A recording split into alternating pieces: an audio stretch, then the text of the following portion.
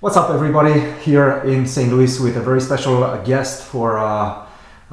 You're here for one of the conferences organized by the St. Louis Chess Club, the Education Conference. Grandmaster David Smerdon, first time meeting in person. It's great to have you here in St. Louis. Welcome to the pod, and tell us a bit about yourself for our audience to understand what you do in general. You're not much of an active player nowadays. We already kind of talked about this off air, but tell us about what you do and why you're here. Yeah, well, thanks a lot for having me. First time in St. Louis. So I'm here for the St. Louis Chess Conference, which is sort of a mixture of academic researchers who do something related to chess, and then practitioners, so people working in FIDE and other organizations. But yeah, you're right, I'm not a very active player. I kind of semi-retired in 2016, that Olympiad in Baku, and from there I decided to go 100% into an academic career.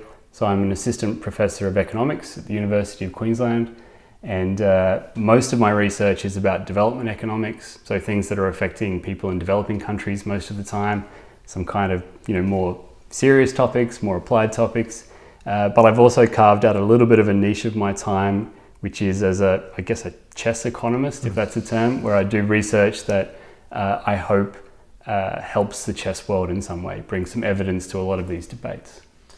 And maybe we can start also with the story about how you met Fabiano. Yeah. You guys met quite a while ago, yeah? Yeah, it's been a while. Was it 2007 we've decided? That's what we decided, yeah. Yeah. 2007. We played a game in the Dragon. I think you were like a main Dragon player, right? Yeah.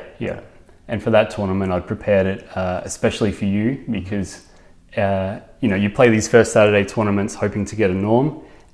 So everyone playing in the tournament's reasonably talented, but just the day before it started, I think the organizer said, oh, by the way, there is this wonder kid who's playing, he's probably going to get the norm. Everybody better try to catch up to him.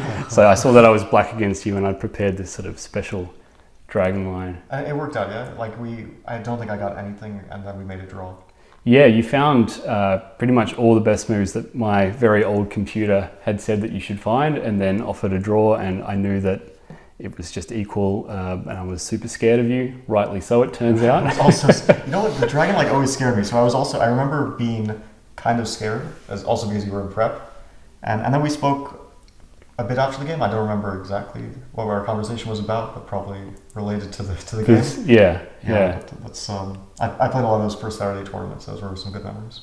Yeah. So the story that kind of also illustrates how our paths diverged was so after the game we chatted about the game a bit. I think your father was there as well, and I sort of naively said, "So what do you want to do when you grow up? What do you And you looked at me like I'd asked the stupidest question in the world, and you said, chess player. And that had just never occurred to me. As an Australian, it's just not a career option at all. And, it was a stupid question, as it turns out, obviously. But in my life, it was never anything more than a hobby. It was always, you're going to go off and do something else. And even our very top players now have the same problem. Like, they could be professionals, but they're getting corporate offers, they're going off to some sort of other job, and you can't really be a professional in Australia. So I always remember that comment though, like, chess player, of course. And I was like, oh. I think maybe I also had the naive optimism of a kid, like everything's going to work out, which of course... Which it did. It did, yeah, but you never know. Yeah. Is it just because in Australia it's so difficult to travel to tournaments, just so far away from most of the chess action in the world? Is that why players struggle to continue professionally? Yeah, I think so. I mean, you were saying that Singapore is kind of going to be your furthest trip, and that's still another 7 hours before you get to Australia. So it's a long trip. We had that one professional for a long time, Ian Rogers, you might remember, who was sort of up near the top for a while, for quite a while actually, but he based himself in Amsterdam for a lot of his travel, and a lot of young Australians actually have spent time in this one little apartment in Amsterdam because they offer it very sort of freely. And I think I've been to that apartment. Probably. In 2020, right after Kansas was cancelled halfway, and then I had to go through Rotterdam, I think, to try to get back to the United States. And then I had a few hours in Amsterdam, and Dirk-Jan ten Guzendam, he said, you can stay in my place. And I think it was shared between him and Ian Rogers, if I'm It could be. I think so. Yeah. And so I just slept there for 3 hours before my flight. Right. Okay. But Ian wasn't there. But yeah, it seemed like some sort of like shared chess home in some ways. Yeah, I think there are more keys to that apartment than any other sort of shared key. Yeah. I remember once I was staying there, and I think Jen Shahadi just sort of showed up as well, and so she was staying there for a couple of nights. So yeah, it's probably the same one. But he was sort of our leading chess player for a while. But sort of since then, he led the way for a lot of other young grandmasters. But as a professional pursuit, it's still not there. How did you gravitate towards economics? It's something. So economics as a field is not something I'm interested in, as in the economy.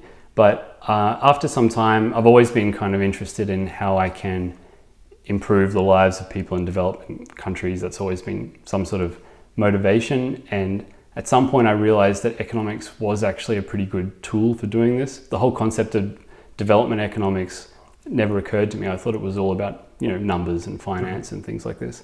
But essentially development economics is a little bit like chess. It's really just getting inside the minds of other people, understanding what they want to do, how they're executing it, and as opposed to exploiting it, trying to find a way to improve it for them. That's all it is, basically. So it's sort of half psychology, but it's using data and evidence to try to, make policies that make things better. And the skills involved actually aren't that different from saying do opening research. So say you want to go novelty hunting, you go through games, you go through an engine, you use a little bit of intuition, you gather data, you test it. So I used to love doing that stuff with the Dragon, for instance, and now I've just put it into a different domain. That must have been a pretty difficult moment for you to decide to quit chess, because not only now I'm finding out that you drew Fabiano as well, but you drew Magnus Carlsen also in that final tournament of yours, or at least final as a professional, if you might, the Olympiad. You were winning in that game. Yeah. In fact, I remember vividly that you were kind of the talk of town because you drew Magnus, but from a position of strength. Yeah, so the Australian team was obviously very, happy that I drew, and I got lots of messages.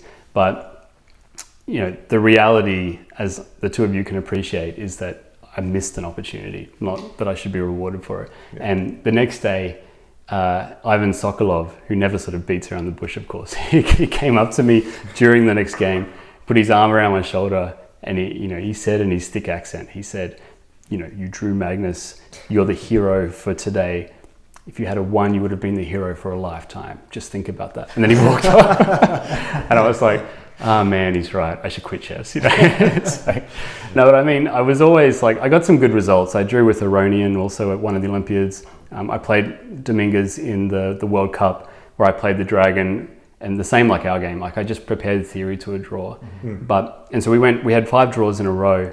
And then in the 6th game, it just sort of occurred to him, oh, I can just play anything against this guy and I'm a better player, which he did, and he won. And that was the end of my World Cup. Do you remember which World Cup that was? 2009, I think. Okay, yeah. That's what I thought, because I played the year after. You played afterwards? Yeah, I played him after. I played him in the second round. Ah, right. Yeah. And you beat him in the second round. Yeah. Yeah. The funny thing is that after our game, the final one, we went for a drink together while we were analysing, and he had his seconds there. And I had my girlfriend at the time who didn't know how to play chess. And we sort of looked at our two teams and sort of realized, different levels of professionalism. And then I said to him, oh, so who are you playing in the next round? And he said, didn't you check before the tournament who you're playing? And I said, well, no, I just stopped at you, basically. And he looked at me again the same way you looked at me when I asked you what you want to do when you grew up. Like, how can you not even check if you're a chess player? And it sort of also highlighted, there's like there's grandmaster, but there's class distinctions, and I'm never really going to reach that top level.